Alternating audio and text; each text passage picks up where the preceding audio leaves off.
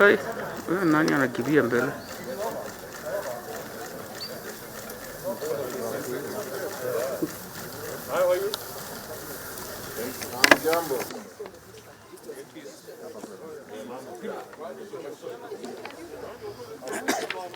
Keep your social distance.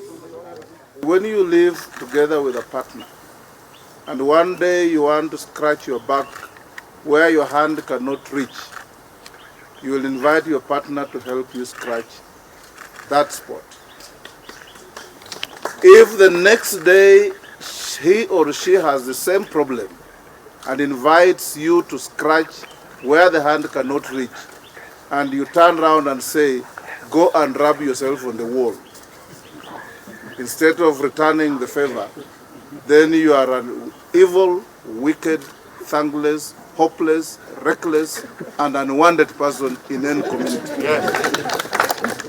And we have very many of those in Kenya who have been scratched and they tell us to go to the wall to rub ourselves. We want to say here now, the train is on the ramp. The train will leave. You are free to board. If you don't board, it will leave anyway. And it's up to you to regret. We stand here to say that we shall not allow anybody,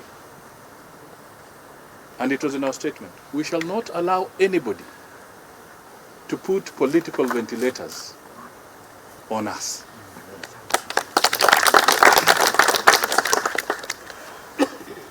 We want to be able to speak and associate without being assumed that we are being directed or coerced. We want to be persuaded with logic. Honorable Bishop Hamala, Honorable Fred Kapondi. There are two people who can be very persuasive. One can be very persuasive with logic, but there could also be another one who is persuasive by putting a pistol on the table. What we are refusing is to be persuaded by the pistol on the table. We want to be persuaded by logic. Correct. And that is what Kenyans are looking for. For avoidance of doubt, our leaders in Western Kenya are Honorable Musalia Mudavadi and Honorable Moses Wetangula. Anyone who loves the people of Mulembe must recognize, respect, and work with us through the joint leadership of Honorable Mudavadi and Honorable Wetangula.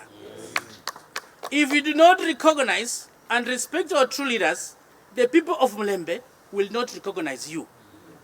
As the late Honorable John Michuki famously said, sisi tutakutwanga kisiasa.